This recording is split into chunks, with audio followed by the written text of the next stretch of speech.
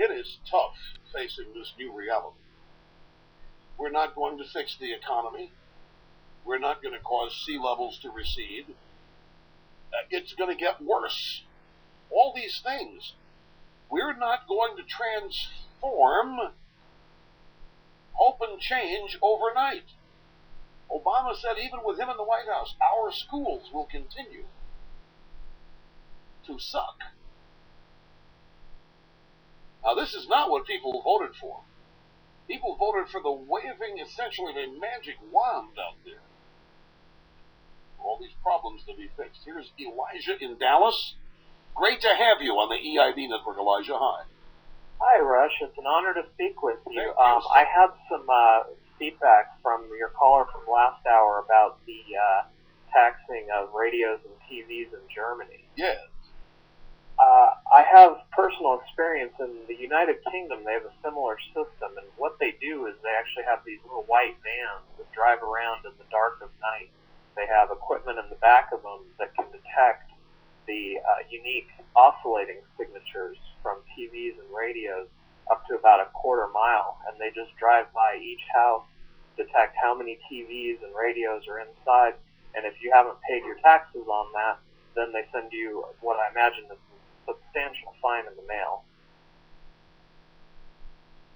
You have got to be kidding.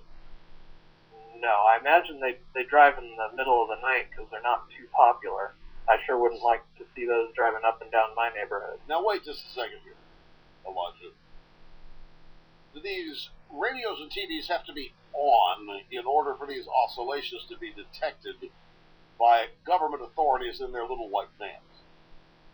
No, they do not. They do have to have power, so they have to be plugged in, but they do not have to be currently running. How many people today, in the UK or anywhere, have a, well, you know what, it's probably more than I think. I was going to have a radio that's plugged in.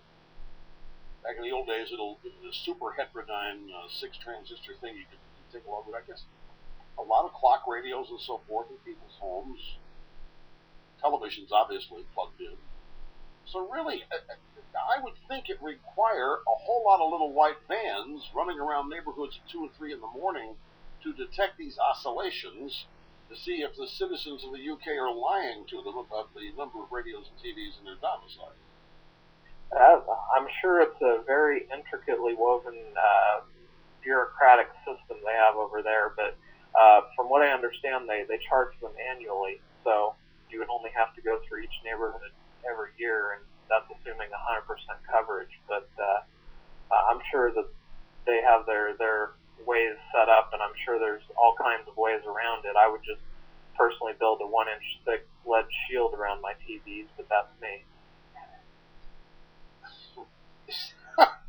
You realize they drive by a house typical of where you would live, Elijah. I can sort of get an idea of your economic circumstance by talking to you. And if your house reports no televisions in there, you're going to get a knock on the door. Yeah, I imagine I probably would. That's one of the reasons why I live in Dallas. There's a lot more attention paid to individual freedoms and liberties there than some of the other places. Well, I know, especially Texas. Yes, that's right. Texas is that way. I actually think, ladies and gentlemen, I don't want to shock you, I don't want to surprise you, but I actually think we already have a network of authorities running around monitoring the usage of electronic devices, and in fact, perhaps even in some cases, monitoring the content of the usage of those devices. If you remember this fun-loving grandparent couple, the Martins in Texas, who were on the way to the mall in Jacksonville, and they happened to, like we all do, turn on their cell phone receiver radio in their Cadillac. And they started monitoring other people's cell phone calls, just as you and I do. I mean, this is common for 75-year-old people on the way to get Christmas shopping done, and they happened to overhear a conversation between Newt Gingrich and John Boehner, and then they thought they were on to something historic, and they didn't know what to do with it, and decided off the top of their heads to call Baghdad Jim McDermott, who then released a transcript, because the tape of the call was sent to McDermott. He got it transcribed, and they sent that to the New York Times, and it was published and so forth. So It's just like they're saying about Bernie Madoff. Could he have possibly been acting alone here? This was so massive, no one person could possibly have pulled all this off. And in the case of people monitoring our electronic devices, aside from the NSA, is it just one grandparent couple in Florida driving around doing this?